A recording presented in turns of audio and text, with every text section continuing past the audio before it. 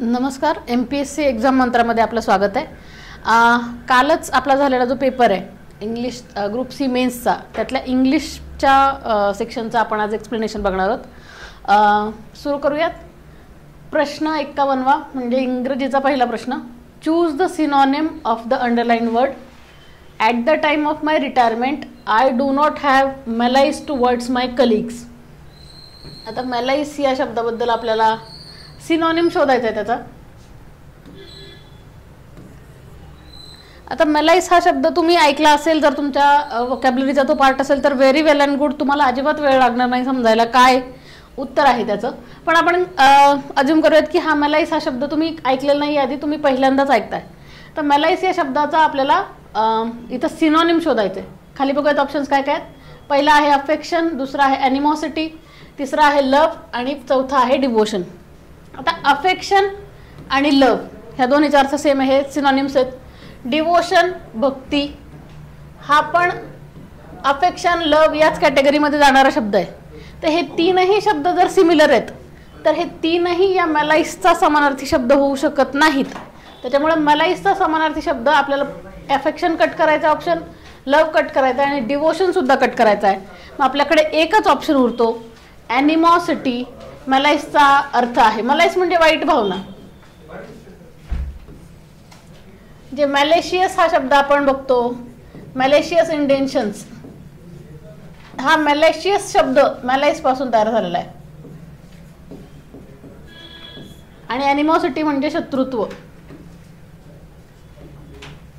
मग मेलाइज आणि ॲनिमॉसिटी हे दोन समानार्थी शब्द. मग 51चं आपलं सेकंड ऑप्शन उत्तर आहे. पुढचा प्रश्न बघूयात. The idiom red tape correctly means. तर रेड टेप या इडियमचा काय अर्थ आहे नेमका ते आपल्याला शोधायचं आहे. रेड टेपिझम, लाल फिताशाही हे शब्द आपण ब्युरोक्रेसीचा अभ्यास करतोय, आपण ब्युरोक्रेसीमध्ये एंटर करण्यासाठी अभ्यास करतोय. तर हे शब्द आपल्या खूप जास्त कॉमन वापरातले आहे. आणि रेड टेपिझमचा अर्थ काय असतो, over use of rules, formalities etcetera in administration. या रेड टेपिझममुळे जो डिले होतो कामामध्ये, त्याच्यामुळे हा निगेटिव्ह अर्थाने वापरली जाणारी ही इडियम आहे. रेड टेप म्हणजे over use of rules, formalities etcetera in administration. सगळ्यात पहिला ऑप्शन तुम्ही कुठला कट करणार असाल तर ते हे डार्क कलर टेप कट करायचे. Nonsense option, old fashion tape recorder, हा नॉनसेन्स ऑप्शन आपल्याला फक्त कन्फ्यूज करण्यासाठी आणि ABCDमध्ये आपली गल्लत व्हावी एवढ्यासाठीच आहे. कारण इथं ऑप्शन काय आहे, ए.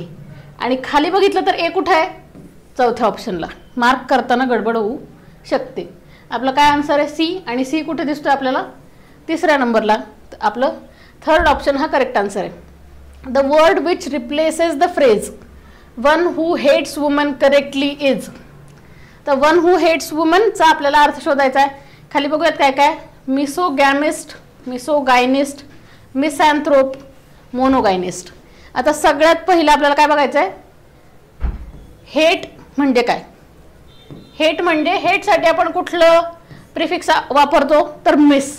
मग त्याच्यामुळे मोनो हे प्रिफिक्स कशासाठी आहे, मोनो हे वन, एक या अर्थाने जर आपल्याला वापरायचं असेल, मोनो कल्चर, मोनोपोली या अर्थाने जे आपण वापरतो, तर आपल्या सगळ्यात पहिला आपण मोनो कट करणार आहोत. आता ह्याच्यानंतर आपल्याकडे ऑप्शन राहिले 3. तर हेट्स वुमन, महिलांचा हेट करणारा, द्वेष करणारा म्हणजे कोण. तर आता इथे काय आहे, गॅमी, गायनी आणि अँथ्रोप. अँथ्रोप म्हणजे मानव, गायनिस्ट म्हणजे महिला, गायनी म्हणजे महिला किंवा फिमेल, आणि गॅमी म्हणजे लग्न. तर वन हू हेट्स वुमनचा अर्थ आहे मिसोजिनिस्ट. म्हणजे त्या मिसोगायनिस्ट असं जरी असलं तरी त्या शब्दाचा उच्चार असा होतो की मिसोजिनिस्ट. मग मिसोजिनिस्ट हा ऑप्शन कुठे आहे आपला, बी ऑप्शन पाहिजे आपल्याला. बी ऑप्शन आहे ऑप्शन नंबर 3 मध्ये. पण आपला आन्सर 53चा आहे, option number 3.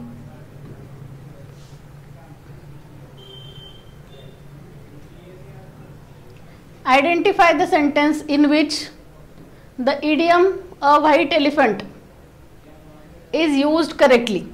He bought a white elephant.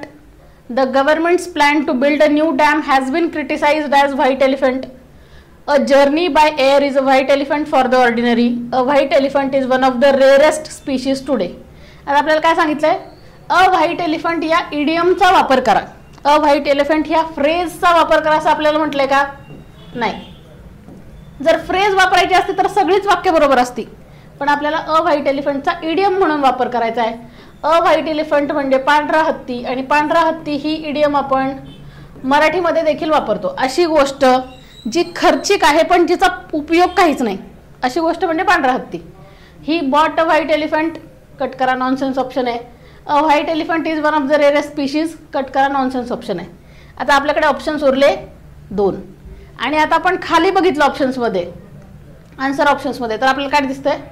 सगळीकडे 2-2 ऑप्शन असलेले आपल्याला दिसत आहेत. म्हणजे आपल्याला एक ऑप्शन चूज करायचा आहे की 2 करायचे?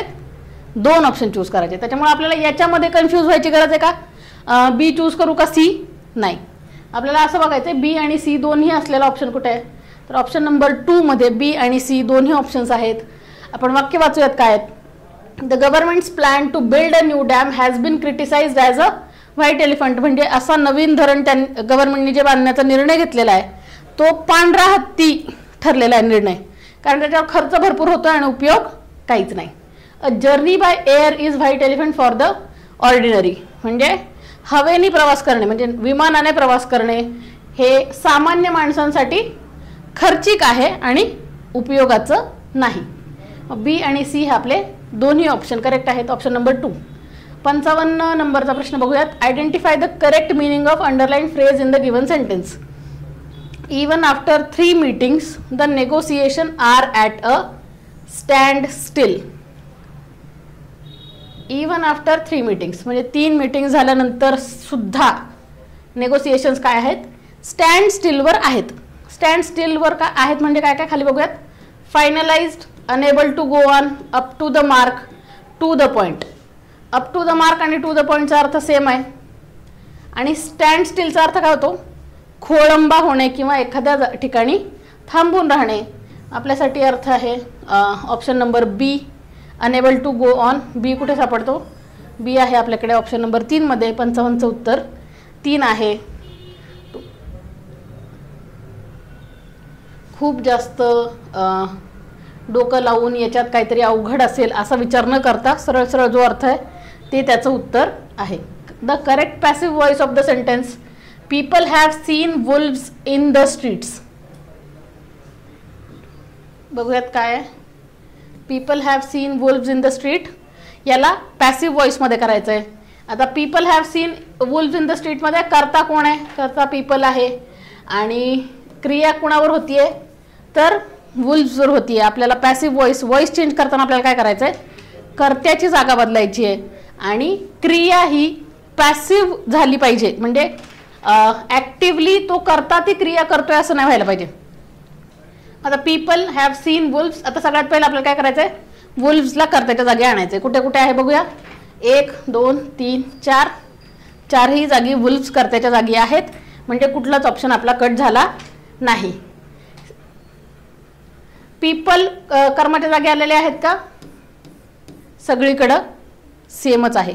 म्हणजे हा प्रश्न कशावर सुटणार आहे? तर क्रियापदाचं रूपांतर आपण काय करतोय तेवढ्यावरतीच आपल्याला हा प्रश्न सोडवायचा आहे. बाकी सगळा वाक्याचं स्ट्रक्चर जे आहे ते 4ही वाक्यांमध्ये सेम आहे, म्हणजे तिथं कन्फ्युजनला जागा ठेवलेली नाहीये.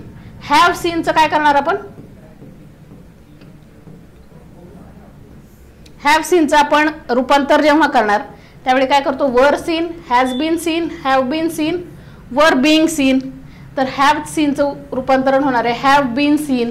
म्हणजे आपल्याला एक स्टेप मागे जायचं आहे पास्टमध्ये. जेव्हा आपण पॅसिव्ह व्हॉइस करतो तेव्हा आपण एक स्टेप मागे जातो. जर इथं पीपल सॉ वुल्व्स इन द स्ट्रीट असतं तर आपण त्याच्या मागे एक स्टेप गेलो असतो. इथं हॅव सीन आहे तर हॅव सीनच्या एक स्टेप मागे जातोय आपण. हॅव सीनचं हॅव बीन सीन असं आपण रूपांतरण करणार आहोत. पुढचा प्रश्न बघूयात.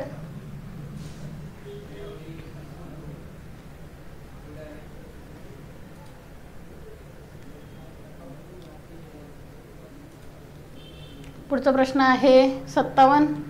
Identify the compound sentence from the following sentences. The child is sleeping.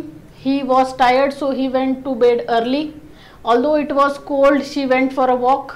The poetry collection was interesting. आपल्याला कुठलं वाक्य शोधायचं आहे? कंपाऊंड सेंटेन्स याच्यातून शोधायचं आहे. कंपाऊंड सेंटेन्सेस म्हणजे संयुक्त वाक्य. पहिलं बघूयात. द चाइल्ड इज स्लीपिंग, एक कर्ता एक क्रियापद म्हणजे single subject single verb simple sentence. बघूयात. He was tired so he went to bed early. He was S plus V आणि ही वेंट टू बेड इथं पण एस प्लस व्ही म्हणजे दोन कर्ते आहेत आणि दोन क्रियापद आहेत.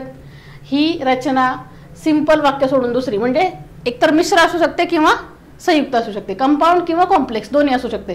मग याला थोडं पॉजवर ठेवूयात. Although it was cold she went for a walk. एक कर्ता एक क्रियापद. ऑल्दो जरी वापरलेला असला तरी हे सिंपल सेंटेन्स आहे. The poetry collection was interesting. Poetry collection एक कर्ता एक क्रियापद हे पण सिंपल सेंटेन्स आहे. म्हणजे आपल्याकडं एकच कंपाऊंड सेंटेन्स उरलं ज्याच्यामध्ये सो ह्या कंपाऊंड कंजंक्शनचा वापर केलेला आहे. आपला ऑप्शन नंबर 2 हा करेक्ट ऑप्शन आहे. पुढचा प्रश्न बघूया. The sentence the ubiquitous nature of social media has permeated even the most remote corners of the globe. What does ubiquitous mean? Ubiquitous हा PYQ मधून आलेला प्रश्न आहे. PYQचा अभ्यास जर आपण करतोय तर युबिक्विटसचा अर्थ आपल्याला माहिती असायला पाहिजे. ऑप्शन्स बघूयात खाली. Present in only specific regions, found sporadically, gradually diminishing आणि बीइंग प्रेझेंट एव्हरीवेअर. तर युबिक्विटसचा अर्थ आहे सगळीकडे सर्वत्र सापडणारा म्हणजे बीइंग प्रेझेंट एव्हरीवेअर. PYQ मधून आलेला प्रश्न आहे त्याच्यामुळे या प्रश्नामध्ये चूक व्हायला नको. 59 नंबरचा प्रश्न बघूयात. Which of the following words is an example of polysemy? Polysemy म्हणजे काय? एक शब्द ज्याचा उच्चार स्पेलिंग सेम आहे पण अर्थ वेगळा वेगळा आहे.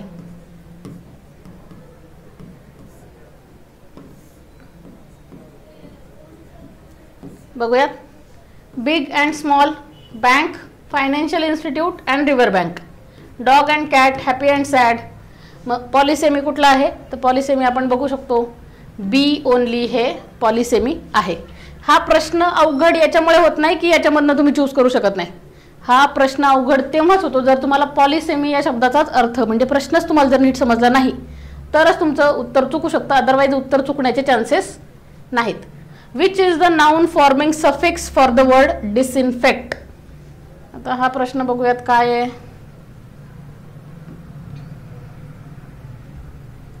नाउन फॉर्मिंग सफिक्स म्हणजे याच्यातलं कुठलं सफिक्स जेव्हा आपण ह्या शब्दाला जोडू तेव्हा ह्या डिसइन्फेक्ट या वर्बचं नाउन होईल. आता प्रत्येक लावून बघूयात. डिसइन्फेक्टला डबल ई लावल्यावर काय होईल? डिसइन्फेक्टी, डिसइन्फेक्टनेस,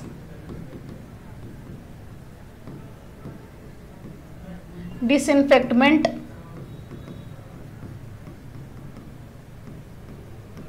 आणि डिसइन्फेक्टंट.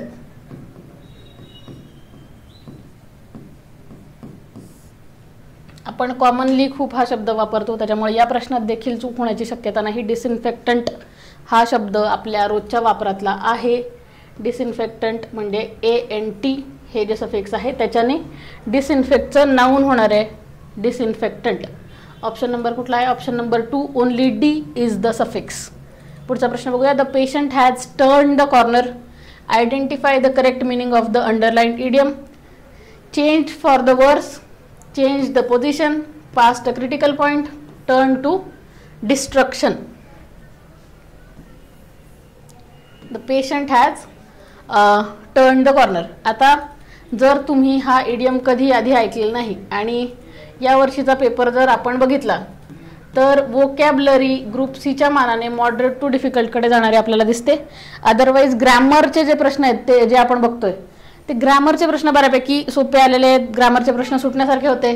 पण आता तुम्ही हा पॉलिसेमीवाला पण प्रश्न बघू शकता किंवा ही इडियम बघू शकता. या इडियम्सवरनं तुम्ही हे आपल्याला लक्षात येतं की वोकॅबचा जो सेक्शन आहे या पेपरचा तो मॉडरेट टू डिफिकल्ट या वर्षीच्या पेपरमध्ये दिसतो. तर टर्न द कॉर्नर जर तुम्ही कधी ऐकलेलं नाही हा इडियम, तर तुम्ही पेशंट या शब्दावरून गेस करण्याचा प्रयत्न करू शकता. पेशंटच्या संबंधित जर कुठली गोष्ट आहे तर क्रिटिकल कंडिशन, क्रिटिकल पॉईंट हा पेशंटच्या संबंधित वापरला जाणारा शब्द आहे की पेशंटची कंडिशन क्रिटिकल आहे, तर इथे आपण टिक करू शकतो. पण हे इडियम समजा तुम्ही गेस करून सोडवण्यापेक्षा माहिती असेल तर सोडवू शकता. या 3 पैकी जर या 4 पैकी कुठलं टिक करायचं आहे तर ऑप्शन नंबर 3 हा त्यातला करेक्ट आन्सर आहे. पुढचा प्रश्न बघूया. Choose the correct alternative where words are spelled correctly. जेव्हा करेक्ट स्पेलिंग्सचे असे प्रश्न येतात तेव्हा आपण सुरुवात करायची आहे त्या शब्दापासून जो शब्द आपल्याला सगळ्यात चांगला माहिती आहे. मग सगळ्यात सोपा शब्द, सगळ्यात जास्त वापरला जाणारा शब्द आहे सुपरवायझर. तर सुपरवायझरपासून सुरुवात करूया. इथं सुपरवायझरचं स्पेलिंग चुकलेलं आहे. इथं सुपरवायझर ए वापरलेला आहे, ए नाही आहे, ए चुकलं, म्हणजे आपण चौथा ऑप्शन कट केला. त्याच्यानंतर बाकीचे बघूया. सुपरवायझर करेक्ट आहे, इथं सुपरवायझर करेक्ट आहे, इथं पण करेक्ट आहे. ठीक आहे. तर गॅरंटीकडे वळूयात. गॅरंटीचं इथे गॅरंटीचं स्पेलिंग चुकलेलं आहे, डबल आर नसतो गॅरंटीमध्ये, मग तो पण आपण ऑप्शन कट केला. आपल्याकडे 2 ऑप्शन्स उरलेले आहेत. बघूयात. याच्यात गॅरंटीचं स्पेलिंग सेम आहे, एंटरप्रेनरचं पण स्पेलिंग या दोन्हीमध्ये सेम आहे, सुपरवायझरचं सेम आहे. मग आपल्याला प्रश्न कशावरून सोडवायचा आहे तर कमिटमेंटच्या स्पेलिंगवरून आपल्याला हा प्रश्न सोडवावा लागणार आहे. तर कमिटमेंटच्या स्पेलिंगमध्ये एक टी असतो, डबल टी नसतो. तर ऑप्शन नंबर 1 हा आपला करेक्ट आन्सर असणार आहे.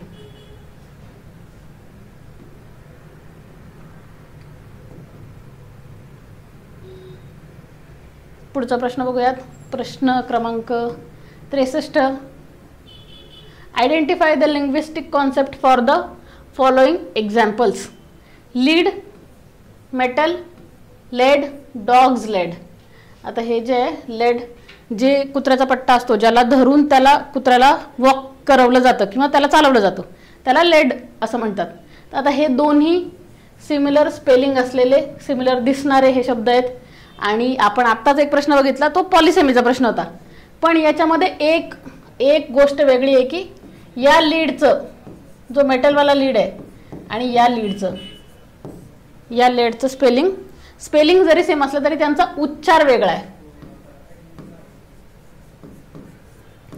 उच्चार वेगळा, अर्थ वेगळा आणि फक्त स्पेलिंग समान असलेला शब्द कुठला असेल तर तो होमोग्राफ्स. होमोग्राफ्स हे उच्चार वेगळा आणि अर्थ वेगळा असलेले शब्द असतात. सिनोनिम्स म्हणजे समानार्थी शब्द, पॉलिसेमी म्हणजे उच्चार पण सेम आणि अर्थ पण सेम. आता होमोनिम्समध्ये एकसारखा साऊंड असलेले. आता 63 मध्ये कुठला आन्सर आहे तर होमोग्राफ्स आपल्यासाठी ओनली डी. ओनली डी कुठे आहे तर ओनली डी सेकंड ऑप्शनमध्ये आहे. 64. Choose the correct meaning of the phrase to thrive in the given example. The plants growing in the desert can thrive without water. Thrive म्हणजे grow करणे किंवा भरभराट होणे एखाद्या गोष्टीची, त्याला थ्राईव्ह म्हणतात. जर आपण हा प्रश्न आणि याचे ऑप्शन्स नीट बघितले तर याच्यातला कुठलाच अर्थ, या 4 मधला कुठलाच ऑप्शन थ्राईव्हचा योग्य अर्थ दाखवत नाही. पेरिश, सर्वाईव्ह, सकम, डाय यातला कुठलाच शब्द थ्राईव्हचा योग्य अर्थ दाखवत नाही. पण जर आपण कॉन्टेक्स्च्युअली गेलो तर पेरिश आपल्याला कट करावं लागेल, सकम, डाय कट करावं लागेल. थ्राईव्हसाठी एकच ऑप्शन, म्हणजे ह्या 4 पैकी त्यातल्या त्यात जर कुठला करेक्ट ऑप्शन बघायचा असेल तर सर्वाईव्ह या ऑप्शनपर्यंत आपण पोहोचतो. पण थ्राईव्हचा जर मूळ अर्थ तुम्ही डिक्शनरी अर्थ बघायला गेलात तर त्याचा अर्थ सर्वाईव्ह होत नाही. पण इथे आपल्याकडे दुसरा कुठला पर्याय नसल्यामुळे आपण ओनली बी ला टिक करणार आहोत. पुढचा प्रश्न बघूयात. Choose the wrongly spelled word. Vicious, conscience, पॅनिशी आणि अमाऊंट. पुन्हा आपण स्पेलिंग्सकडे आलो. सगळ्यात सोप्या प्रश्नापासून सगळ्यात जास्त वेळा वापरलेल्या प्रश्नापासून आपल्याला सुरुवात करायची आहे. अमाऊंटचं स्पेलिंग बरोबर आहे. कन्सायन्सचं पण स्पेलिंग बरोबर आहे. विशियसचं पण स्पेलिंग बरोबर आहे. हे पॅनिसी हे जे आहे हे स्पेलिंग चुकलेलं आहे. मला वाटतंय की कदाचित त्यांना पॅनेशिया म्हणायचं होतं. हा शब्द रामबाण उपाय हे जे आपण म्हणतो हे त्यांना म्हणायचं होतं किंवा पॅनिक म्हणायचं असू शकतं. पण ह्या पॅनिसी नावाचा काही शब्द नाही आहे. रामबाण उपाय. Which suffix to the word develop will make the sentence meaningful? The develop dash dash of the new technology has seen significant improvement. म्हणजे नवीन तंत्रज्ञानाचं जे डेव्हलप समथिंग आहे त्याच्यात सिग्निफिकंट इम्प्रूव्हमेंट झालेली आहे. तर आपण बघूयात काय काय लागते खाली. Developer, developed, development, developing. तर कॉमन सेन्स वापरायचं आहे आपल्याला इथं. नवीन टेक्नॉलॉजीचं काय आहे? नवीन टेक्नॉलॉजीची डेव्हलपमेंट आहे. आता डेव्हलपर पण वाटू शकतं, हे दोन कुणालाच वाटणार नाही. डेव्हलप्ड वाटणार नाही, डेव्हलपिंग पण वाटणार नाही, कारण ते वाक्य मिनिंगफुल होत नाही. Developed of the new technology वाक्य मिनिंगफुल होत नाही. Developing of the new technology वाक्य मिनिंगफुल होत नाही. डेव्हलपर कदाचित वाटू शकतं, पण आता आपण पुढे अर्थ बघणार आहोत. The developer of the new technology has seen significant improvement. आता डेव्हलपरमध्ये इम्प्रूव्हमेंट होते का डेव्हलपमेंटमध्ये इम्प्रूव्हमेंट होते?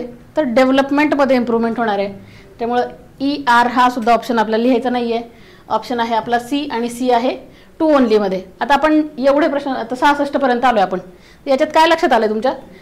इथे त्यांनी ABCD ऑप्शन दिला आहे, प्लस 1 2 3 4 खाली ऑप्शन्स दिलेले आहेत. म्हणजे कन्फ्युजन, प्रश्न सोपे आहेत त्यांनी चुकवण्यासाठी नवीन मार्ग निवडलाय. म्हणजे जेव्हा प्रश्न सोपे असतात तेव्हा इथे चुकवण्याची शक्यता जास्त असते, कारण त्यांना माहिती आहे की इथल्यापैकी करेक्ट आन्सरपर्यंत सगळेच पोहोचणार आहेत. पण जर गडबड केली, शांत डोकं ठेवलं नाही, तर आपण इथला C आणि इथल्या 3 मध्ये कन्फ्युजन करून 3ला गोल करू शकतो. त्याच्यामुळं लक्ष देऊन, फक्त पेशन्स ठेवून, डोकं शांत ठेवून सोडवायचा पेपर होता. 67. Which of the following words are opposite in meaning to reluctant? आता which of the following words खाली बघूयात. Averse, hesitant, enthusiastic, keen. Reluctant म्हणजे एखादी गोष्ट करण्याला नकारात्मक दृष्टिकोन असलेला, खूप जास्त उत्साही नाही एखादं काम करायला, त्याला आपण रिलक्टंट म्हणतो. तर रिलक्टंटचा समानार्थी शब्द आहे आवर्स आणि हेजिटंट.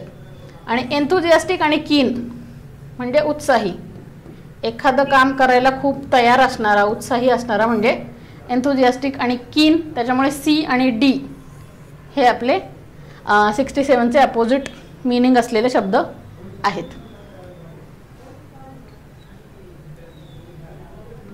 पुढचा प्रश्न बघूयात. Complete the sentence by choosing the correct option given below the sentence. Our school dash rivals easily. Beat, beat, beat आणि बेट. आता याच्यामध्ये आवर स्कूल रायव्हल्सला काय केलेलं आहे? हरवलेलं आहे, खूप सहजपणे हरवले असं आपल्याला म्हणायचंय. आता हरवणेवाला बीट नेमका कुठला? ह्या बीटचा अर्थ आहे, पहिला जो बीट आहे त्याचा अर्थ आहे हरवणे. हा जो बीट आहे याचा अर्थ आयदर बाईट, हा जो शब्द आपण वापरतो ना, बाईटचा भूतकाळ म्हणून बीट वापरू शकतो, किंवा बिट्स हे जे छोटे पार्ट्स असतात, म्हणजे 8 बिट्स, 6 बिट्स, 12 बिट्स, बिट्स आणि त्याचे पुन्हा बाईट्स होतात इंग्लिशमध्ये. तर याच्यावरती हा अशा अर्थाने वापरलेला शब्द असू शकतो. हा बीट म्हणजे जे आपण शुगर बीट खातो, ते जे लाल रंगाचं शुगर बीट हे फळ जे आहे, फळ किंवा कंदमूळ जे आहे ते. आणि ही बेट म्हणजे पैज. Our school beat the rivals easily. Beat म्हणजे हरवलं. ऑप्शन A असायला पाहिजे, A ओनली. हा प्रश्न सोडवताना सगळ्यात पहिले जर ऑप्शन बघितले तर हे 2 ऑप्शन्स तुम्हाला कट करायचे आहेत. एकाच याच्या जागी तुम्ही 2 वेगळे वेगळे स्पेलिंग्स वापरणार नाहीत, म्हणजे B आणि D दोन्ही आणि C आणि D दोन्ही वापरलेत असं होणार नाही. आपण काय A आणि B मध्ये आपल्याला चूज करायचं होतं, बीट आणि बीटमध्ये. तर आपलं आन्सर असणार आहे ऑप्शन नंबर A, आणि त्याच्यामुळं तिसरा ऑप्शन हा आपला आन्सर आहे. झूम इन करूया थोडं. प्रश्न क्रमांक 69. Identify the correctly spelled word underlined in the following sentence. Her constant criticism began to alienate her friends and family. आता एलियनेटचा शब्द, एलियनेटचं करेक्ट स्पेलिंग बघायचं आहे. बघूयात काय काय दिलं आपल्याला. हे आहे डबल L वापरला आहे याच्यामध्ये, एलियनेटेड आणि हे एलियनेट आहे. सगळ्यात पहिला कुठला ऑप्शन कट करायचा ते एलियनेटेड कट करायचं आहे, कारण की 2 च्या नंतर काय वापरतो आपण, 2 च्या नंतर नेहमी V1 वापरतो आणि एलियनेटेड काय आहे, पास्ट टेन्सचा फॉर्म आहे, ईडी वापरलेला आहे त्याच्यात, त्यामुळे 2 च्या सोबत V2 वापरत नाही. 2 च्या सोबत नेहमी वर्बचा पहिला फॉर्म V1च असतो, त्यामुळे आपल्याला सगळ्यात पहिला सी कट करायचा आहे. सी कट करून टाकला आपण. राहिलेले ऑप्शन्स बघूयात. एलियनेट, एलियनेट किंवा एलियनेट. आता याच्यामध्ये एल डबल आहे, एल सिंगल, एन सिंगल आहे, एल डबल आहे का एन डबल आहे, एवढा प्रश्न आहे. जर तुम्हाला याचं करेक्ट स्पेलिंग माहिती असेल तर एलियनेट हा वाला जो स्पेलिंग आहे पहिलावाला ए हे करेक्ट स्पेलिंग आहे, त्याच्यामुळे आपला ऑप्शन असणार आहे ऑप्शन नंबर 1. 70 नंबरचा प्रश्न बघूयात. Select the closest synonym of adulate in the sentence.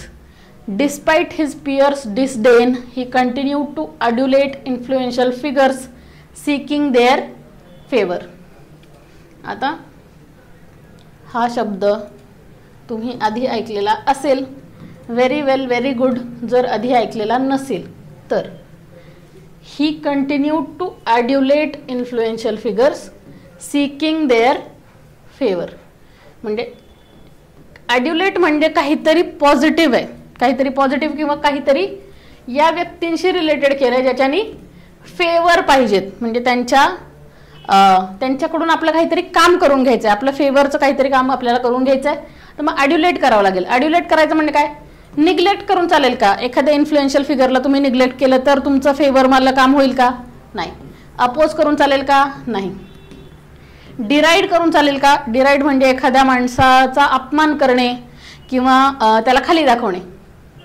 तर काय करावं लागेल, फ्लॅटर म्हणजे कौतुक करावं लागेल, त्यांची प्रशंसा करावं लागेल, त्यांची वाहवा करावं लागेल, तेव्हा ते आपल्या फेवरचं काम करतील. मग ॲड्युलेटचा अर्थ आहे फ्लॅटर.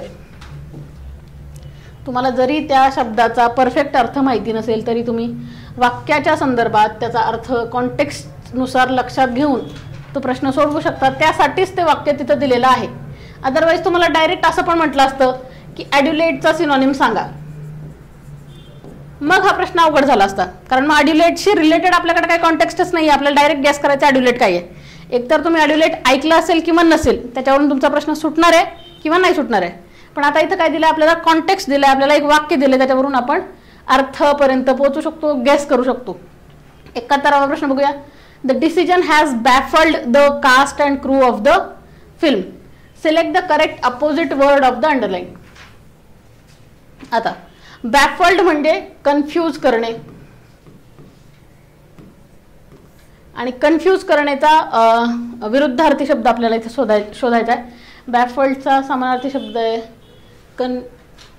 कन्फ्यूज्ड. तर याचा विरुद्धार्थी शब्द जर आपल्याला शोधायचा आहे तर माझ्या मते क्लिअर्ड हा जो शब्द आहे हा याचा करेक्ट अपोजिट वर्ड असू शकतो. एनलाइटन्ड आणि स्टंडमध्ये कन्फ्युजन होऊ शकतं कदाचित, पण मला तरी वाटतंय की ऑप्शन नंबर 3 ह्याचं करेक्ट आन्सर असायला पाहिजे. बॅफल्ड जर कन्फ्युजन आहे तर मग क्लिअर्ड हाच त्याचा करेक्ट अपोजिट वर्ड असायला पाहिजे. याच्यावरती आयोगाच्या उत्तराची आपल्याला वाट बघावं लागेल की आयोग याच्यावर काय उत्तर देत आहे, पण क्लिअर्ड हेच उत्तर याचं असायला पाहिजे. Choose the correct WH question. There was a mobile on the table, so I picked it up and said dash dash mobile is this. आपण आता फोन उचलून टेबलवरती एक फोन होता, तो फोन मी उचलला आणि काय विचारलं, हा कुणाचा मोबाईल आहे. कुणाचा मोबाईल आहे हाच प्रश्न विचारायचा आहे. कुणाचा म्हणजे आपण इंग्रजीमध्ये काय म्हणतो, वेन म्हणतो का, नाही. हू म्हणतो का, कोण. हू म्हणजे कोण, हू म्हणतो का, नाही. वेन म्हणजे कधी, नाही. कुणाचा मोबाईल म्हणजे काय, हुज. हुम म्हणजे कुणाला, कुणाला म्हणणार आहे का आपण, नाही. Answer number 1. सोपा प्रश्न आहे, उत्तर याचं चुकायला नको. Identify the cohesive devices used in the following sentence. He has been in office for only a few months. He has, however, achieved more than any of his predecessors. तो ऑफिसमध्ये काही महिन्यांपूर्वीच आलाय किंवा काही महिन्यांसाठीच, काही महिन्यात झालेत त्याला इथे येऊन, पण तरीही त्याने त्याच्या आधीच्या लोकांपेक्षा खूप जास्त अचीव केलेलं आहे, खूप जास्त त्याने मिळवलेलं आहे. आपण बघूयात की याच्यामध्ये कुठलं कोहेसिव्ह डिव्हाइस वापरले. तर हवेवर कशासाठी वापरलेले बघूयात. Contrast, concession, addition, transition. आता आधी जर कोहेजिव्ह डिव्हाइस वापरले तर कोहेजिव्ह डिव्हाइस वाक्यात वापरताना त्या कोहेजिव्ह डिव्हाइसचा एकच अर्थ असतो. आता जर हे कोहेजिव्ह डिव्हाइस आहे तर आयदर ते कॉन्ट्रास्ट असेल, कन्सेशन, ॲडिशन किंवा ट्रान्झिशन, दोन असणार नाहीत. तर आधी दोन असलेले ऑप्शन्स कट करूयात. ऑप्शन राहिले आपल्याकडे बी आणि डी, कन्सेशन आणि ट्रान्झिशन. कन्सेशन म्हणजे एखादी गोष्ट कमी असताना देखील एखादी गोष्ट प्राप्त करणे. एखादी गोष्ट आपल्याकडे कमी आहे तरी आपण त्याच्यापेक्षा जास्त मिळवतो किंवा त्याच्यापेक्षा जास्त घटना घडते, याला कन्सेशन म्हणतात. आणि ट्रान्झिशन म्हणजे एका याच्यातून दुसऱ्या याच्यात स्थानांतरण होणे, रूपांतरण होणे म्हणजे ट्रान्झिशन. तर मग जर बी आणि डी मध्ये चूज करायचे तर आपल्याला कन्सेशन चूज करायला पाहिजे, कारण की एक गोष्ट निगेटिव्ह होती, कालावधी कमी होता, तरी ही अचीवमेंट कशी आहे, जास्त आहे. म्हणजे ह्या व्यक्तीने काय मिळवलेलं आहे, तर ह्या व्यक्तीने कन्सेशन मिळवलेलं आहे. आता इथे जर कॉन्ट्रास्टचा ऑप्शन दिला असता, फक्त कॉन्ट्रास्टचा, तर आपण कदाचित कॉन्ट्रास्ट पण चूज केला असता, कारण की महिने खूप कमी आहेत तरी अचीवमेंट जास्त आहे हे कॉन्ट्रास्ट देखील दाखवू शकतं. पण फक्त कॉन्ट्रास्टचा ऑप्शन आपल्याला इथे दिसतोय का, नाही. मग कॉन्ट्रास्टचा फक्त कॉन्ट्रास्टचा ऑप्शन नाही आहे, त्याच्यामुळे आपण कन्सेशनकडे जाणं बेटर राहील. आणि जर आणि हा प्युअरली कॉन्ट्रास्ट पण नाहीये, he is rich yet he is kind, हा परफेक्ट कॉन्ट्रास्ट आहे. तो श्रीमंत आहे तरी तो दयाळू आहे किंवा काइंड आहे, हा झाला परफेक्ट कॉन्ट्रास्ट.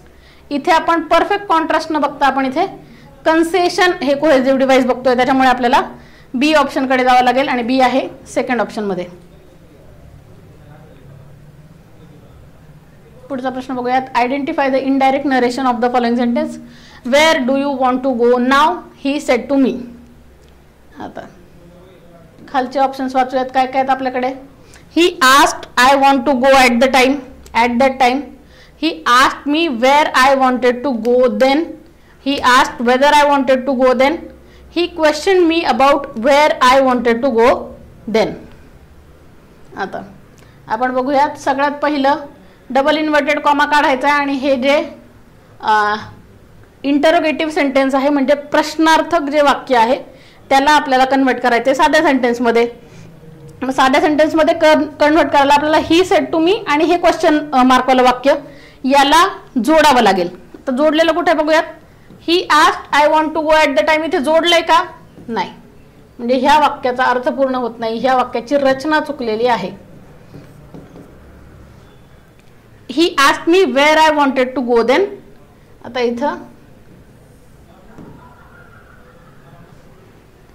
इथे हे वाक्य जोडलेलं आहे. He asked whether I wanted to go then, इथं पण वाक्य जोडलेलं आहे. He question me about where I wanted to go then. नावचं देन सगळीकडे केलेलं आहे आणि वॉन्ट टू गोचं वॉन्टेड टू गो पण सगळीकडे केलेलं आहे. म्हणजे एक स्टेप आपण पास्टमध्ये मागे गेलेलो आहोत. वॉन्ट टू गोचं आपण काय केलं, वॉन्टेड टू गो, म्हणजे एक स्टेप पास्टमध्ये. तर हे पण बरोबर आहे. मग आपल्याला फक्त शोधायचं आहे कुठं, हे वेदर वापरायचं, अबाउट वापरायचं की ही आस्क्ड मी वेअर वापरायचं. आता वेदर आपण कधी वापरतो, वेदर आपण वापरतो जेव्हा येस नो क्वेश्चन असेल. आपल्याकडे एकतर येस ऑप्शन असतो किंवा नो ऑप्शन असतो, त्यावेळी आपण वेदरने ते वाक्य कनेक्ट करू शकतो. पण इथे येस नो क्वेश्चन आहे का, where do you want to go now, याचं उत्तर येस किंवा नो मध्ये येणार आहे का, नाही. याचं उत्तर कुठल्या तरी जागेमध्ये येणार आहे. कुठे जायचंय, कुठल्या तरी जागेचं आपल्याला नाव सांगावं लागेल. त्याच्यामुळे वेदर आपल्याला कट करावं लागेल. सी कट केला आपण, ए कट केला, A cut, C cut, all of the above cut. Option उरला बी आणि डी. पुढचा प्रश्न बघूयात.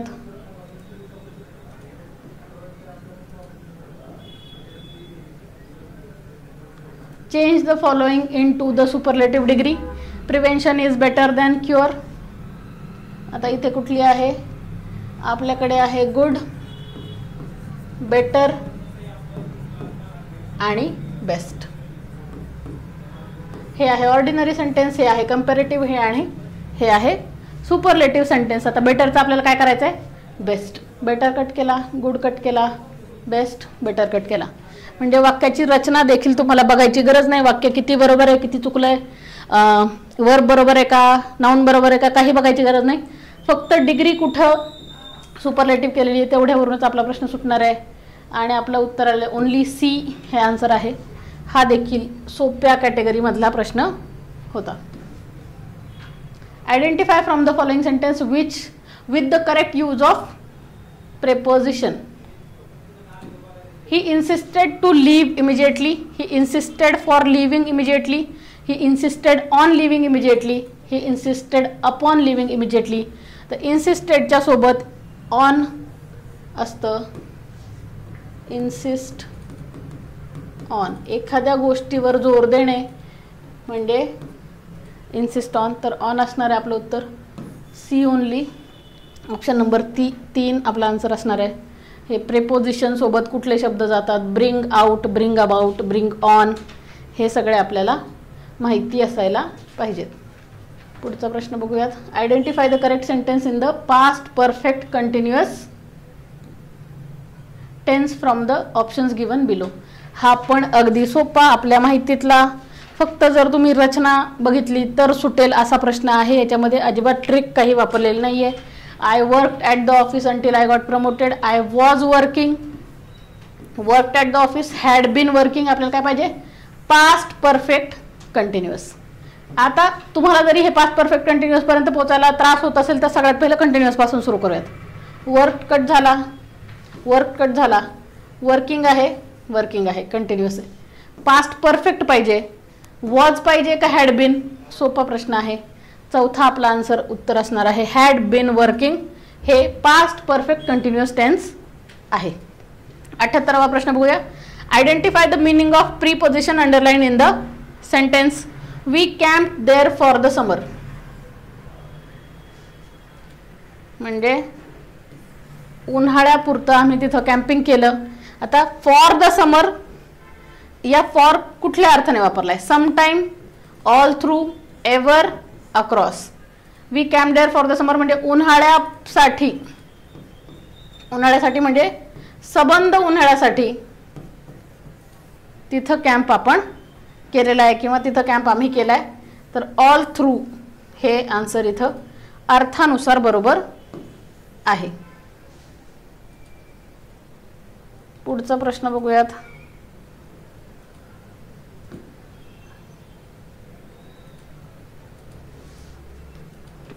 Choose the correct punctuated sentence from the following sentence. Play well, the captain said to the players and shoot a goal. Play well, the captain said to the players and shoot a goal. आता आपल्याला बघायचं याच्यामध्ये correct punctuation कुठे आहे. आता सगळ्यात पहिलं बघायचं आहे डबल इन्व्हर्टेड कॉमा. जिथं बोललंय तिथं डबल इन्व्हर्टेड, जे वाक्य बोललंय तिथं डबल इन्व्हर्टेड कॉमा पाहिजे. डबल इन्व्हर्टेड कॉमा कुठं दिसतोय, इथं दिसतोय, इथं दिसतोय डबल इन्व्हर्टेड कॉमा. इथं दिसतोय का, नाही. इथे दिसतोय का, नाही. इथे दिसतोय का, नाही.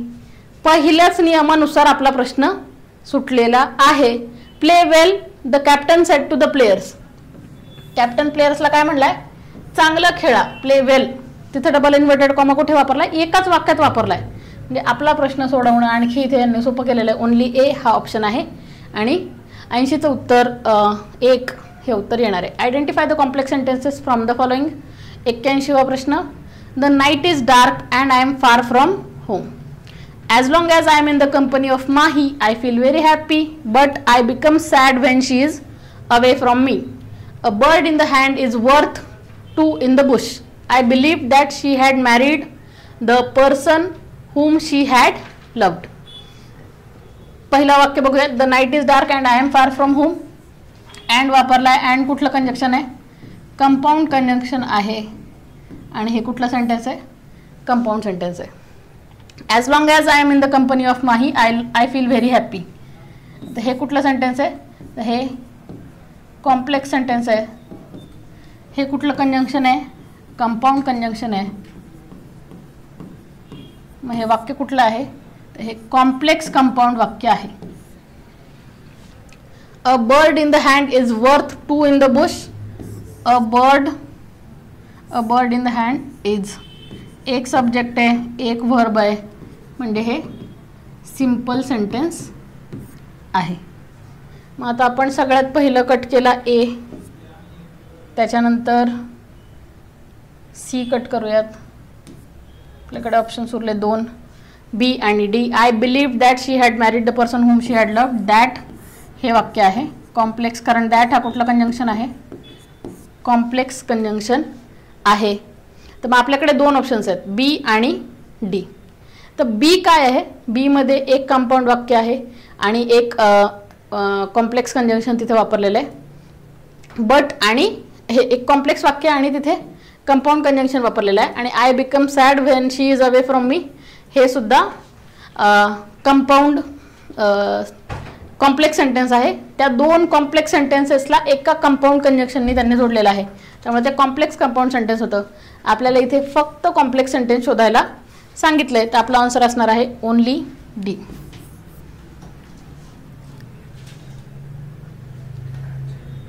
पुढचा प्रश्न बघूया. The boy who stole the watch was caught. आता इथे जो अंडरलाईन केलेला क्लॉज आहे तो काय आहे, हू स्टोल द वॉच.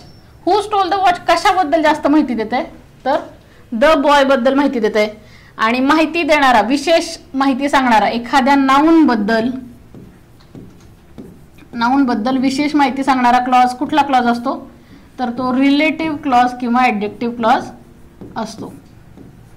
आता आपण इथे खाली ऑप्शन्स बघूयात. ऑप्शन्समध्ये काय केलेलं आहे, रिलेटिव्ह पण ऑप्शन दिला आहे, ॲडजेक्टिव्ह पण ऑप्शन दिला आहे. आणि ए आणि बी दोन्हीला ॲड करेल, दोन्ही असतील असा खाली ऑप्शन नाही आहे. रिलेटिव्ह क्लॉज म्हणजेच ॲडजेक्टिव्ह क्लॉज, त्यामुळे या दोन्हीमधलं कुठलंही आन्सर तुम्ही लिहिलं तर इथे बरोबर आन्सर असणार आहे. आणि हा प्रश्न कॅन्सल होण्याची शक्यता आहे, कारण हे दोनही उत्तरं हे दोन्हीचा अर्थ सेमच होतो. रिलेटिव्ह क्लॉज म्हणजेच ॲडजेक्टिव्ह क्लॉज.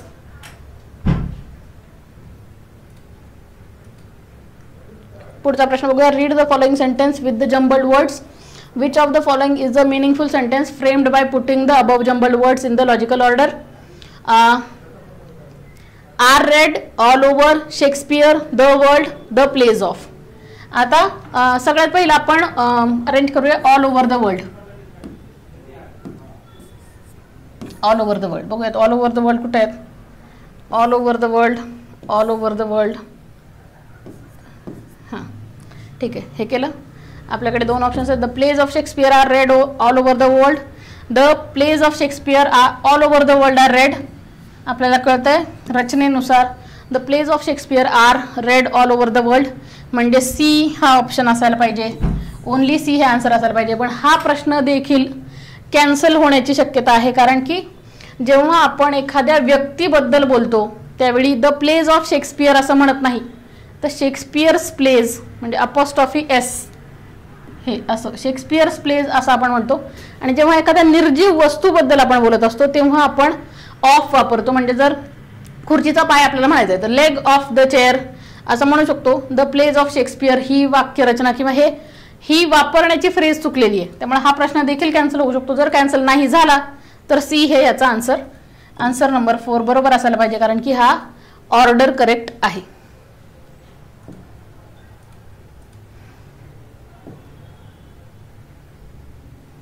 कुठं गेलं, 83 पर्यंत आपण आलो होतो. 84 zoom in. The complex, you may do it when you please. The complex sentence above is converted into simple sentence by replacing the underlined clause by a phrase in the sentence above as follows. म्हणजे when you please जे आहे त्या when you please ला आपल्याला एका वेगळ्या फ्रेजमध्ये convert करायचं आहे, कारण when you please जेव्हा आपण वापरतो when हे कंजंक्शन जिथं आपण वापरले WH वाले कंजंक्शन त्याने वाक्य काय होतं, कॉम्प्लेक्स वाक्य. मागे आपण बघितलं I become sad when she goes away, याच्यामध्ये व्हेन वालं वाक्य काय होतं, तर हे कॉम्प्लेक्स सेंटेन्स होतं. तसंच हे पण कॉम्प्लेक्स सेंटेन्स आहे. You may do it when you please आपल्याला व्हेनला चेंज करायचं आहे आणि त्याला सिम्पल सेंटेन्समध्ये कन्वर्ट करायचं आहे. You may do it at your pleasure, as per your pleasure, as you please, with your pleasure. आता याच्यामध्ये व्हेन म्हणजे काय आहे, वेळ दाखवलेली आहे, जेव्हा तुला वाटेल तेव्हा. आता इथे विथ युअर प्लेजर म्हणजे तुझ्या आनंदाने, तुझ्या आनंदासहित, म्हणजे सहित म्हणजे इथे वेळ दाखवली आहे का नाही. ॲज यू प्लीज मध्ये काय दाखवलंय, मॅनर, जसं तुला वाटेल तसं, इथं काय दाखवलंय, manner. As per your pleasure किंवा ॲट युअर प्लेजर. आता व्हेनचा अर्थ काय येणार आहे, हे दोनही वापरू शकतो, at your pleasure, as per your pleasure.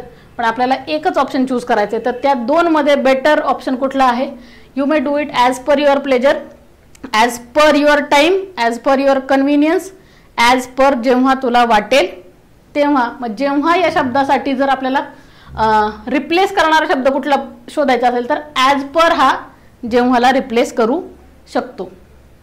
मग आपण बी हा ऑप्शन, मला तरी वाटतं की बी हा ऑप्शन करेक्ट द्यायला पाहिजे. याच्यामध्ये हा दोन ऑप्शनमध्ये कन्फ्युजन कदाचित असू शकतं, पण बी ह्या ऑप्शन मला जास्त करेक्ट इथं वाटतोय. Main would look odd if they had 3 legs. जर माणसांना तीन पाय असते तर ते ऑड दिसले असते, म्हणजे विचित्र दिसले असते. The sentence above expresses unfulfilled past, impossible, hypothetical, open. सगळ्यात पहिलं आपण ओपन कट करणार आहोत, कारण ओपन कंडिशन ही काय कंडिशन नाही आहे.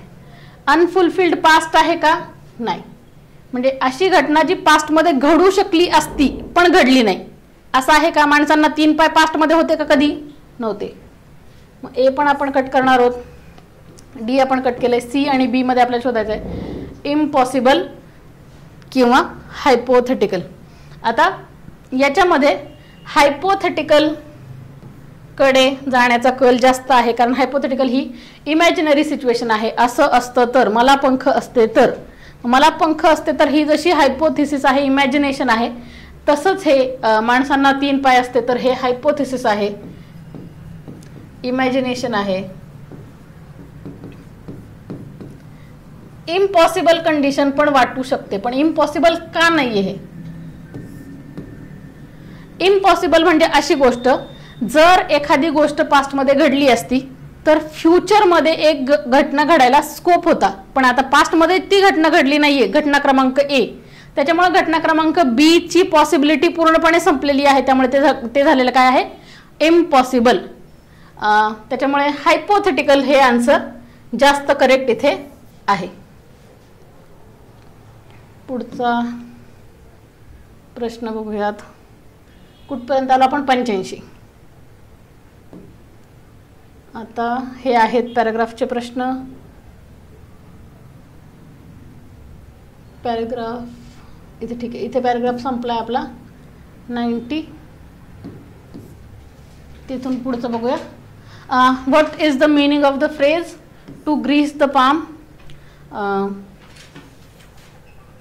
To massage, to clap, to bribe, to stretch. To grease the palm म्हणजे एखाद्याला लाच देणे, एखाद्याला रिश्वत जे आपण म्हणतो हिंदीमध्ये ते देणे म्हणजे to grease the palm. Answer आहे सी, आणि सी कुठे आहे तर सी आपला तिसऱ्या ऑप्शनमध्ये आहे. Which phrase best defines climb down, a retreat from previous position, a act of admitting that you were wrong, a steady approach to a goal, a refusal to compromise. आता आपण बघूयात क्लाइम डाऊनचा काय अर्थ असू शकतो. क्लाइम डाऊन म्हणजे एखाद्या गोष्टीवरून पाय उतार होणे, खाली उतरणे. Climb down is a retreat from previous position, आपल्या आधीच्या असलेल्या पदावरून खाली उतरणे म्हणजे क्लाइम डाऊन. पुढचा प्रश्न बघूयात.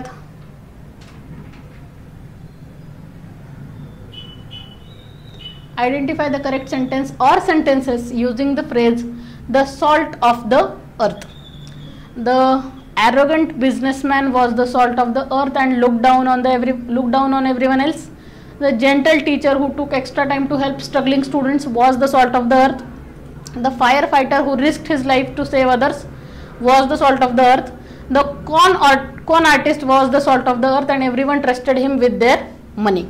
आता याच्यामध्ये सॉल्ट ऑफ द अर्थ हा वोकॅबचा म्हणजे म्हटले मॉडरेट टू डिफिकल्ट वाला जो पार्ट आहे तो याच्यामुळेच आहे, कारण की वोकॅब असं आलंय जे PYQs मध्ये नाहीये किंवा खूप कॉमनली युज्ड वोकॅब नाहीये किंवा ही फ्रेज खूप कॉमनली यूज नाहीये. The salt of the earth याच्यामध्ये. आता आपण खाली बघूयात ऑप्शन्स काय आहेत. ऑप्शन पहिला आहे ऑल ऑफ द अबव. आता एखादा बिझनेसमॅन जो ॲरोगंट आहे, एखादा टीचर जो जेंटल आहे, फायर फायटर जो लाईफ रिस्क करतोय आणि कॉन आर्टिस्ट म्हणजे एखादा भोंदूगिरी करणारा किंवा लबाड माणूस, हे जर आपण सगळे एकाच कॅटेगरीमध्ये ठेवले तर मग आपलं उत्तर चुकणार आहे. कारण की याच्यामध्ये होतात दोन कॅटेगरीज माणसाच्या. एक आहे तो ॲरोगंट बिझनेसमॅन आणि कॉन आर्टिस्ट, दुसरी कॅटेगरी आहे जेंटल टीचर आणि फायर फायटर. आपण सगळ्यांना एका कॅटेगरीमध्ये टाकू शकत नाही, त्याच्यामुळे आपल्याला हे कट करायचं आहे. मग आपलं उत्तर काय असायला पाहिजे, एकतर तुम्ही B+C लिहा किंवा A+D लिहा. कारण ह्या दोनही वाक्यामध्ये जी माणसं दाखवली आहेत, जी कॅरेक्टर्स दाखवली आहेत, ती समान कॅटेगरीमध्ये बसणारी आहेत. A+D समान कॅटेगरीमध्ये बसतात आणि B+C समान कॅटेगरीमध्ये बसतात. B+C लिहा, A+D लिहा, A+B लिहू नका, ऑल ऑफ द अबव लिहू नका. मग आता ह्या दोनमध्ये 50-50 मध्ये आपला प्रश्न आलेला आहे. तर ही कधीही न वाचलेली किंवा जर वाचनात रेअरली एखाद्याच्या आली असेल तरच त्या व्यक्तीला माहिती असेल, अदरवाईज नॉर्मली ही माहीत नसलेली फ्रेज आहे. तर ह्या 50-50 मध्ये तुम्ही कुठलाही आन्सर मार्क करू शकता. आणि याचं उत्तर आहे ॲक्च्युली B आणि C. Salt of the earth म्हणजे चांगलं काहीतरी, सद्भावनेनं काहीतरी करणारी माणसं. पण 50-50 पर्यंत हा प्रश्न येऊ शकतो. चुकला तरी फार काही वाईट वाटून घ्यायची गरज नाही, कारण बऱ्यापैकी मुलांचा हा प्रश्न चुकलेला असू शकतो.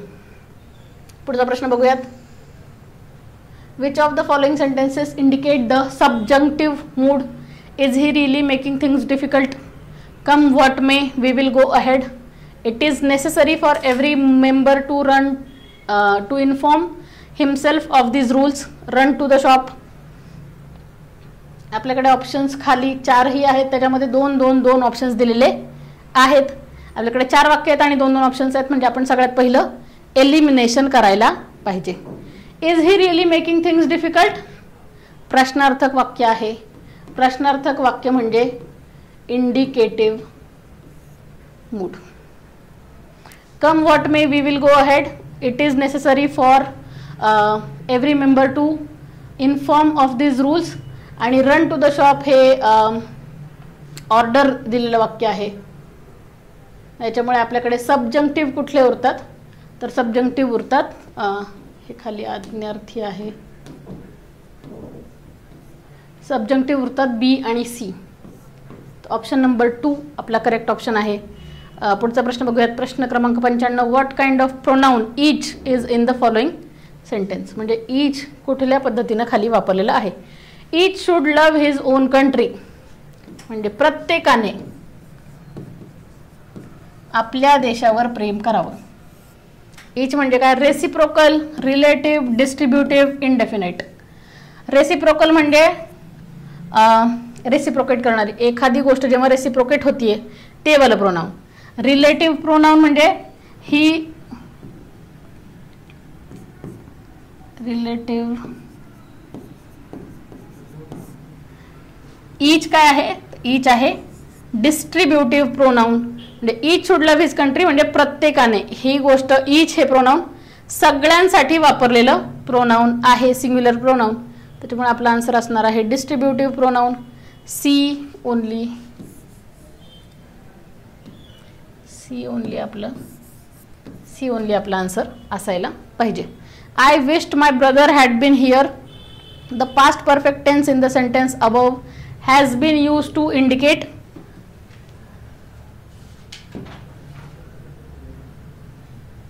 unreal situation, hypothetical situation, an action which had already occurred in the past, completion of the action. I wished my brother had been here. म्हणजे मला असं माझा भाऊ इथं असायला हवा होता, इथं असायला हवा होता असं मला वाटलं होतं. विशचा पण इथं पास्ट टेन्स वापरलेला आहे. Action which had already occurred in the past नाही. कंप्लीशन ऑफ द ॲक्शन नाही. आपल्याकडे 2 ऑप्शन्स उरतात, either unreal situation or hypothetical situation. मग याच्यामध्ये अनरियल सिच्युएशन, अनरियल हायपोथेटिकल दोन्ही वाटू शकतात.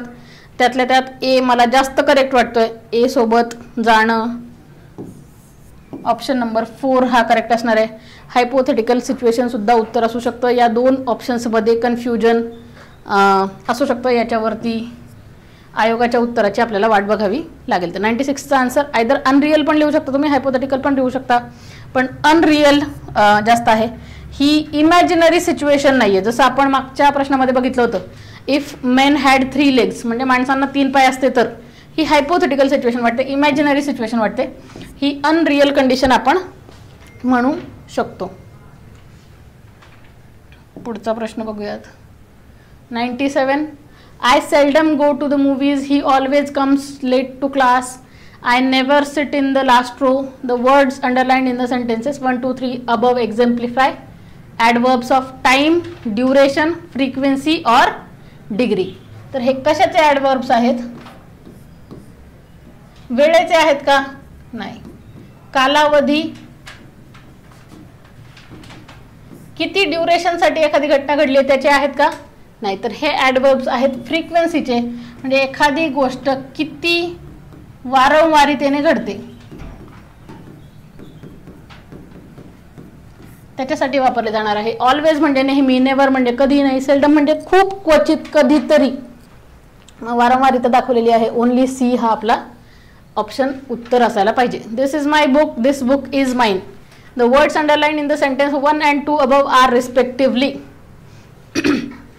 दिस इज माय बुक आणि माइन. आता बुक काय आहे? बुक हे नाउन आहे. कुणाचं पुस्तक? माझं पुस्तक. तर माय हा शब्द काय करतो? बुक या नाउन बद्दल अधिक माहिती देतो. मग हा काय होणार आहे? ॲडजेक्टिव्ह होणार आहे, विशेषण होणार आहे. मग मायच्या सोबत आपल्याला काय पाहिजे? आपल्याला ॲडजेक्टिव्ह पाहिजे. उत्तरापर्यंत आपण पोचलेलो आहोत, कारण पहिलं काय आहे? ॲडजेक्टिव्ह आहे आणि दुसरं काय आहे? पॉझेसिव्ह प्रोनाउन आहे. दिस बुक इज माइन म्हणजे ह्या पुस्तकाची मालकी दाखवतो हा शब्द, पण तो शब्द काय म्हणून आलाय तिथं? प्रोनाउन म्हणून आलाय. तो कुठल्या शब्दाची अधिक माहिती देत नाही, त्यामुळे तो ॲडजेक्टिव्ह नाही आहे, तर तो प्रोनाउन आहे. तर पॉझेसिव्ह ॲडजेक्टिव्ह आणि possessive pronoun, C answer option आपला करेक्ट ऑप्शन असायला पाहिजे. Spot the part in which there is error in the following sequence. The cost of all the necessaries have gone up. आता बघायचे, the cost of all the necessaries have gone up. याच्यामध्ये चूक कुठं आहे? तर याच्यामध्ये चूक आहे या पार्टमध्ये, कारण आपण काय म्हणतोय? The cost. द कॉस्ट काय आहे? सिंग्युलर सब्जेक्ट आहे. सिंग्युलर सब्जेक्ट असेल तर वर्ब कसा पाहिजे? सिंग्युलरच वर्ब पाहिजे, तरच सब्जेक्ट वर्ब अग्रीमेंट होईल. मग द कॉस्ट जर आपण म्हणतोय तर इथे असायला पाहिजे has. The cost of all the necessaries have gone up च्या ऐवजी पाहिजे the cost of all the necessaries has gone up. Necessaries हे प्लुरल आहे, त्याच्यामुळे असं वाटू शकतं की हॅव बरोबर आहे, पण हे कशासाठी वापरलंय? द कॉस्टसाठी. सब्जेक्ट काय आपला? द कॉस्ट, किंमत हा सब्जेक्ट आहे आपला, त्याच्यामुळे इथे सिंग्युलर वर्ब पाहिजे, प्लुरल वर्ब चालणार नाही. मग आपला ऑप्शन आहे सी मध्ये चूक आहे. आता थोडं इरेज. तर चूक कशात आहे? तर आपल्या सी वाल्या पार्टमध्ये चूक आहे. आणि सी कुठे आहे? तर सी आपला इथे आहे. ऑप्शन नंबर 4 असायला पाहिजे. Choose the correct meaning for the idiom to cool one's heels. आलेल्या प्रश्नावरती चांगला शॉट मारण्याची संधी, कारण की हा PYQ मधून आलेला प्रश्न आहे. PYQ आपल्या कुठल्याही पेपरसाठी सगळ्यात महत्त्वाचा सोर्स जर कुठला असेल की प्रश्न कुठून येतील, तर त्यासाठी PYQज आणि हा PYQ मधनं रिपीट झालेला प्रश्न आहे. टू कूल वन्स हिल म्हणजे wait or to be kept. Waiting एखाद्याची वाट बघणे म्हणजे टू कूल वन्स हिल्स. अशा प्रकारे आपला हा जो काल झालेला पेपर आहे, काल म्हणजे 21 सप्टेंबरला रविवारी झालेला जो पेपर आहे ग्रुप सी मेन्सचा, त्याचं इंग्लिश या सेक्शनचं एक्सप्लेनेशन आज आपण इथे बघितलेलं आहे. Thank you so much.